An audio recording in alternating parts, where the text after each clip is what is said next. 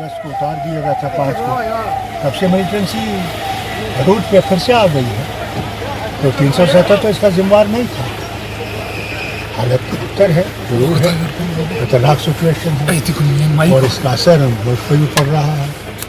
अभी कश्मीर के स्टूडेंट को मार दिया है वहाँ पे चंडीगढ़ में, ये शर्मनाक चीज़ हो गई। हम तो चाहते हैं कि वो रहें, ये अब उन तक है और सरकार तक है, देखें कि इनको कैसे तहफ़्फ़ुज़ दे सके कि ये अपने दिल से यहाँ रहने सके, रह जाए।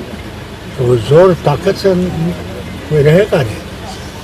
इससे जब तक इनको ये महसूस नहीं होगा कि हम लोग यहाँ पे सेफ हैं, तब तक ये भागते जाएंगे। इलेक्शन करने चाहिए।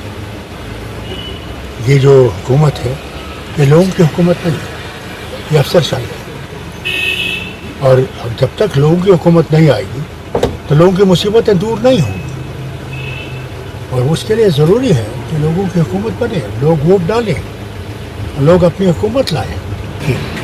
जब हम लेफ्टिनेंट गवर्नर साहब से मिले, उन्होंने कहा कि साहब हम लोग सबको बुलाएं। मैंने कहा बहुत अच्छी बात है, बुलाइए, से बात करें और अगर कोई हल हमसे हो सकेगा कोशिश करें उसको बताने के लिए, सब मिलकर कि क्या कैसे यहाँ सूरत कैसे बदल सकते।